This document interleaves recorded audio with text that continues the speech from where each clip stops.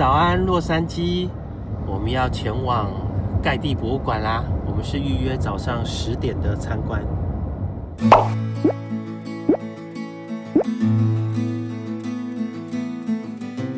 今天我们要去加州洛杉矶，网络上一致推荐，堪称零负评的最强景点——盖蒂博物馆。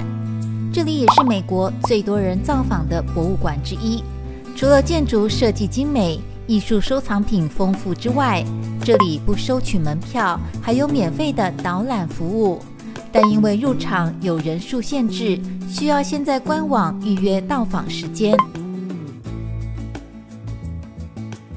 盖蒂博物馆有2个场馆，分别是盖蒂中心及盖蒂别墅，两者相距约半小时的车程，且要分开预约。由于我们这一次的行程较匆忙，所以只参观了盖蒂中心。盖蒂中心是在1997年时免费对外开放，馆内分成4个主要区域，有长期展览以及特别展览。可以先在博物馆大厅拿一份导览地图，也可以自行在手机下载 App。馆方也很贴心的在地图上标记出每个展区最著名的作品。对于像我这样不熟悉美术史的人来说，只需按图索骥，便可以展开一场欣赏珍贵艺术收藏之旅。我们到访时的特别展览有查理斯·罗斯的光谱14，以及探索光线艺术的纸张和光。这里展示了艺术家如何掌握在纸上绘画，以传达光线展示的艺术，当中也包含许多当代艺术家的素描。而探索阿尔卑斯山系列主要是展出19世纪后期的艺术家描绘阿尔卑斯山的不同方式，最有名的便是乔瓦尼·塞甘蒂尼的不朽油画作《阿尔卑斯山的春天》，描绘了瑞士布雷加利亚山谷的阿尔卑斯山峰，并歌颂春天大自然的苏醒。海伦·帕舍吉安的无体展则是挑战了人类的感知。这个冥想雕塑和灯光装置利用光线激发观众的注意力，并创造变革性的体验。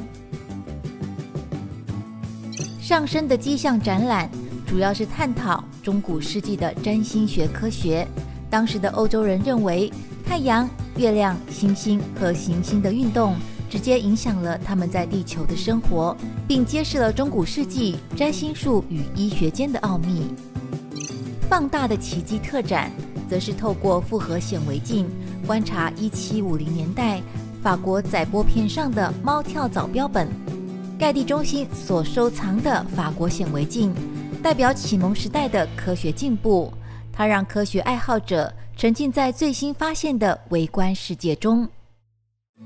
你看这边跟其他博物馆或美术馆很不一样的地方啊，这个盖蒂博物馆它是全部都是由盖蒂基金会所建造的私人博物馆，它主要收藏的都是盖蒂他在世的时候他的各式的艺术品和收藏品。因为保罗盖蒂啊，他是1950年的那个年代，他是美国最富有的人，而且他希望能够借由自己的收藏，能够对世人能够展示这些伟大的艺术品。它这里面收藏了数十万件的作品啊，然后有许多19到20世纪的绘画啊、素描啊、雕塑啊，还有装置艺术，还有很多1830年到现代，很多的画作。因为盖蒂啊，他已经雄霸美国首富已经20年了，所以你就知道他有多有钱，而且他的收藏有多丰富。而且这个博物馆啊，从1997年以来一直都是免费的哦。所以如果有来洛杉矶的话，一定不要错过这个加州最有名的这个博物馆。这一区就是我最爱的彩绘玻璃区了，这彩绘玻璃都好漂亮啊！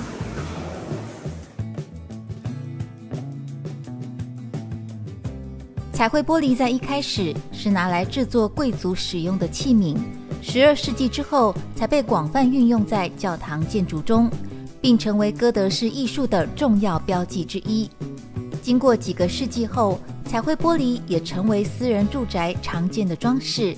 最终进入世界各地博物馆的收藏中。哇，我们现在就是要去看 X 光的鸢尾花。梵谷的鸢尾花，它还有展出它的紫外线哦，就是探索梵谷鸢尾花的新视角。这是从现代保护科学的角度啊，来审视盖蒂最喜欢的画作梵谷的鸢尾花。这次展览展现了艺术家对于光线和色彩的理解，如何影响他的绘画实践。以及修复人员和科学家如何透过分析工具来利用光的力量来揭示艺术家的材料和工作方法。最后这次展览揭示了光线如何不可逆地改变了鸢尾花的一些颜色。一幅我们自以为非常熟悉的画作，突然就变得非常陌生了。鸢尾花是梵谷在1889年所创作，当时他因情绪问题住进了普罗旺斯圣雷米的精神病院。他看见窗外盛开的花朵，在背后黄色蒲公英的衬托下，显得格外鲜艳夺目，便画下了这幅鸢尾花。对于梵谷来说，作画是避免自己陷入疯狂的唯一方法。鸢尾花在1987年时以5390万美元成为当时最昂贵的画作，后来于1990年出售给盖蒂博物馆。在疫情休馆期间，研究人员进行了科学分析，发现鸢尾花原本应该是紫色的，而根据是来自一封梵谷写给弟弟西奥的信，当中描述了他开始画一幅紫色鸢尾花的画。为了证明这一点，研究人员用 X 射线荧光光谱仪揭开了一种名为天竺葵红颜料的存在。当时梵谷将蓝色和红色颜料混合成紫色，但这种红色颜料对光线极为敏感，曝晒后会大幅褪色，随着时间流逝，只留下了斑驳的蓝色。盖蒂研究人员还创造了一幅数位重建画作，以展示鸢尾花最初的样貌。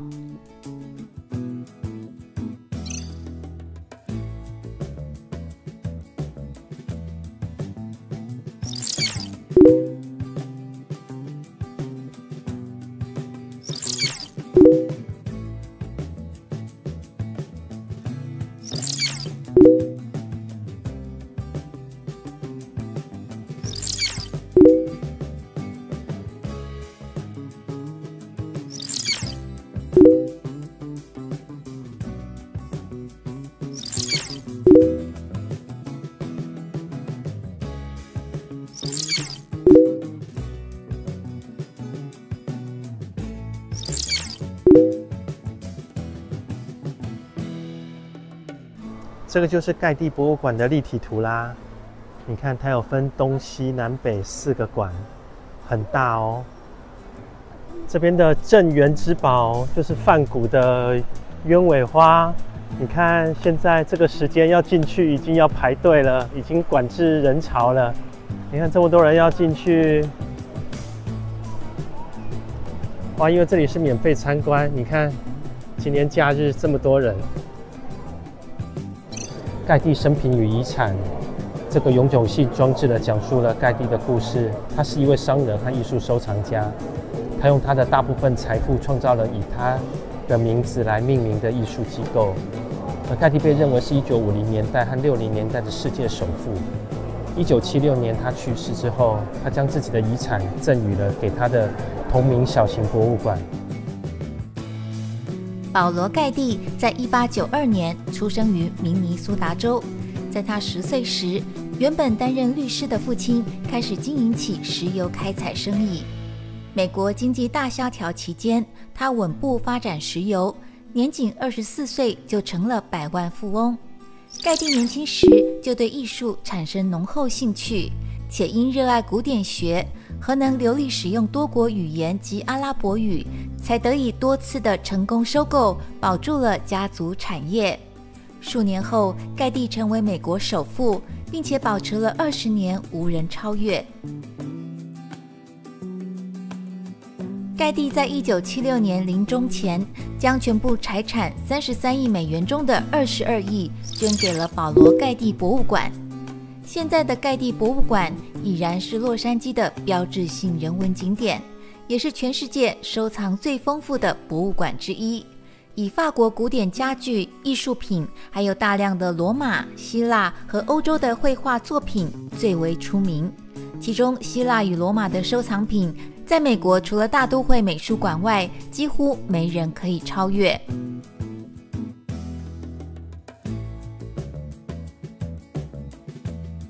盖蒂博物馆除了丰富的馆藏、美丽的中央花园及南边的沙漠仙人掌园，也是值得参观的景点。只可惜因天候不佳，我们只好先搭车离开了。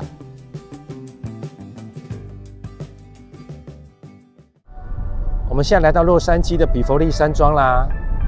这里是很多好莱坞巨星，还有 NBA 球星，还有很多富豪名媛都很喜欢来这里置产哦。我们走在比佛利山庄的街道你看这个街道非常的干净，还有很多棕榈树，还有到处可见的奢华。罗迪欧大道是比佛利山庄的亮点。这里让人家感觉到很安全，而且道路维持得很好。这里是全球最顶级奢侈品汇集而成的购物街哦。这里也有世界最昂贵购物大道的名称。我们从日落大道到比佛利 Drive 这一段全程大概3.2公里。如果你够有钱的话，一定可以买到手软。看路边有一只熊，这边好多这种十字路口这种特殊的公共艺术哦。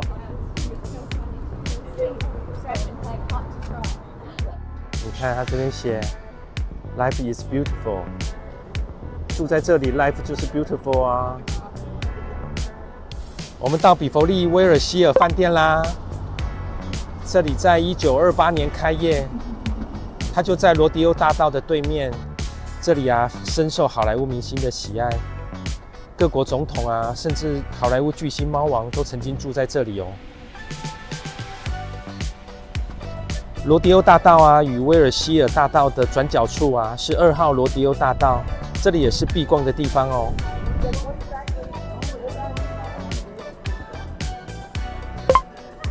这边短短的一条小径造价据说耗资高达2亿美金。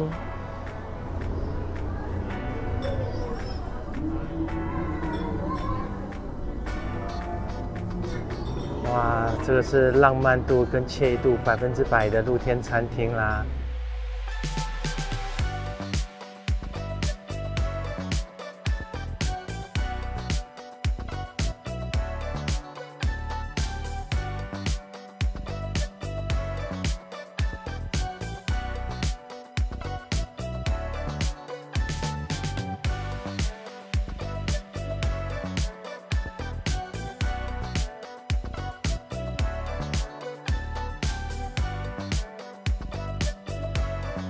这边就是比佛利山庄游客中心啦，这边有个牌子，大家可以来这里打个卡，表示有来过比佛利山庄了。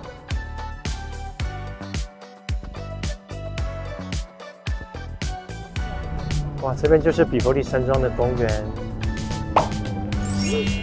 然后这边有一个精神地标，这边就是一个比佛利山庄的标志，大家可以来这边跟它拍个照哦。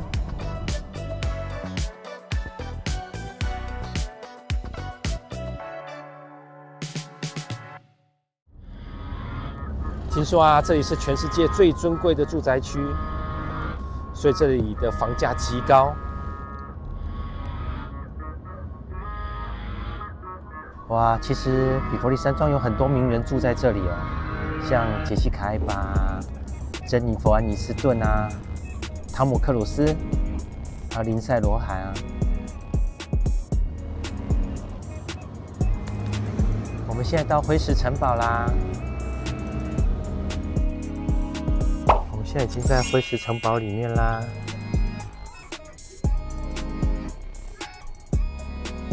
哇，你看走在这个楼梯，真的好像就是走在古堡里面啊。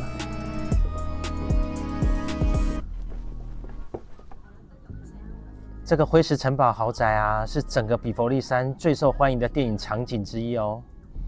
这个有《忍者龟变种时代》、《蜘蛛人3》、《X 战警》，还有《暗黑无界》、《星际争霸战》，还有《国家宝藏》、《男人100%》啊，好多电影都在这里取景哦。你看这个绿意盎然的灰石城堡啊，其实它有一段很惊悚的过往。这里是1927年，有一位石油大亨爱德华，他花了超过300万美元，他送给他独子的结婚礼物。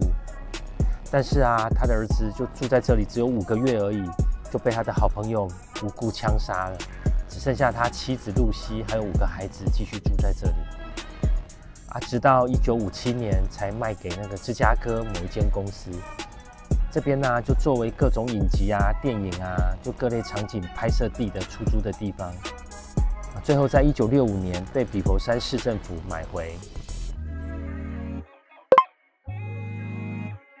现在豪宅的外观是可以免费参观的，但是内部啊要进去的话就要租借了。这个是礼拜一到礼拜天早上10点到下午5点都有开放哦。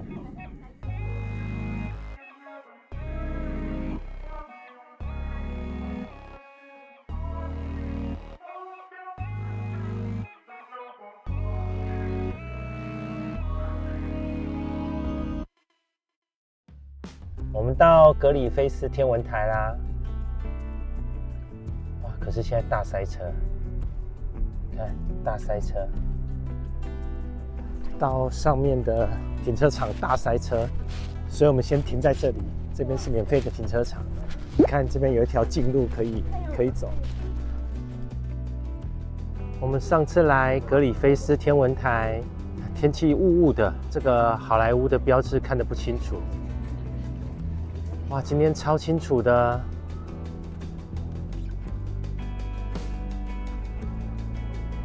然后现在是下午啦，然后洛杉矶的夜景等一下就要出来了。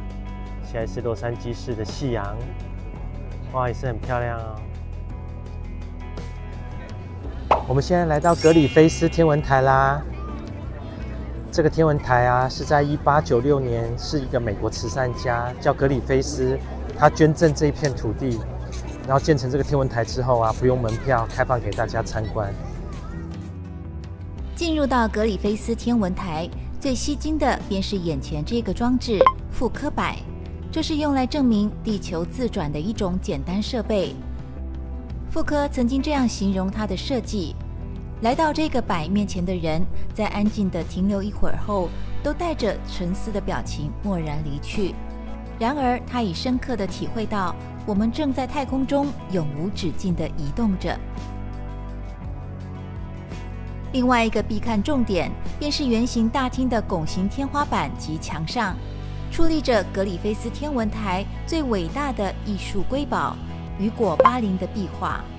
在古代，人们用神话来了解他们在天空所看到的东西。1930年代的画家雨果巴林便是用一系列的古典人物描绘了这些早期故事。地下1楼的宇宙联系展描绘了宇宙近140亿年来一直不断变化，我们通过从大爆炸后一直延伸到今天的闪闪发光的时间丝带和宇宙的起源联系在一起。空间边缘展则是透过夹层来俯瞰太空展览馆，从地球来了解太空，还可以看到天空碎片落在地球上后被收集为陨石，以便更多的了解太阳系的形成和行星的变化。我们现在上来到天文台的屋顶啊，哇，然后这个球体里面应该就是天文望远镜，我们可以看一下，哇，洛杉矶的夜景。这一幕啊，就是越来越爱你的场景，就是在格里菲斯天文台。格里菲斯天文台啊，它是位于好莱坞山上的南边的一个制高点上，也是在洛杉矶这里最适合欣赏夜景的地点之一。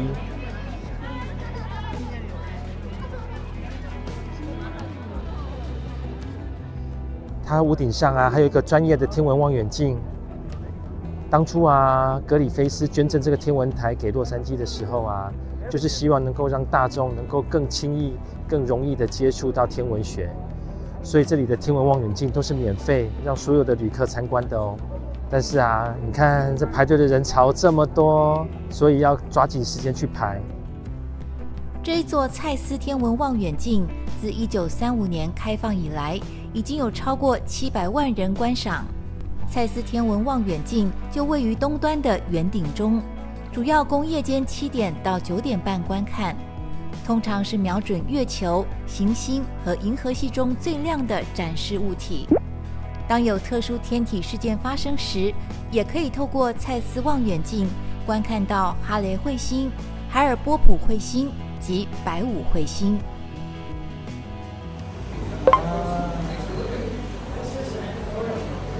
It is, yeah. So specifically a polar map. Yeah. So this angle that you see right here